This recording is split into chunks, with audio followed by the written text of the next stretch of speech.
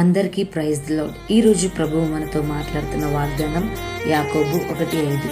మీలో ఎవనికైనాను జ్ఞానం కొదువగా ఉన్న యెడల అతడు దేవుణ్ణి అడగవలెను, అప్పుడు అది అతనికి అనుగ్రహింపబడును.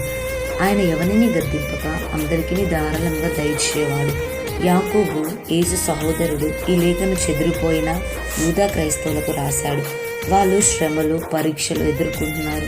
2-4 వచనాల్లో ఓర్పు గురించి మాట్లాడాడు. శ్రమల్లో ఓర్పు సంపూర్ణతకు తీసుకువస్తుంది.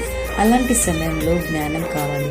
దేవుని ఇష్టాన్ని ఎలా అర్థం చేసుకోవాలి, ఎలా నిర్ణయాలు తీసుకోవాలి, ఎలా ఓర్పుగా ఉండాలి అని.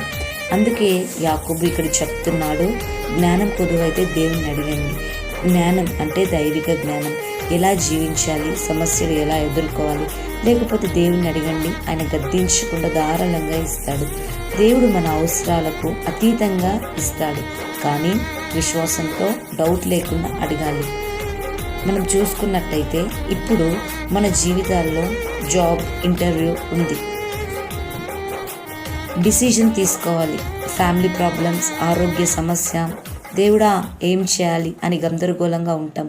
యాకోబు చెప్తున్నాడు, అడుగు, దేవుడు గద్దించకుండా ఇస్తాడు. ప్రార్థనలో విశ్వాసంతో అడిగితే ఆయన జ్ఞానం ఇస్తాడని ఈ మాటలు ముగిస్తున్నాను. ఆమేన్.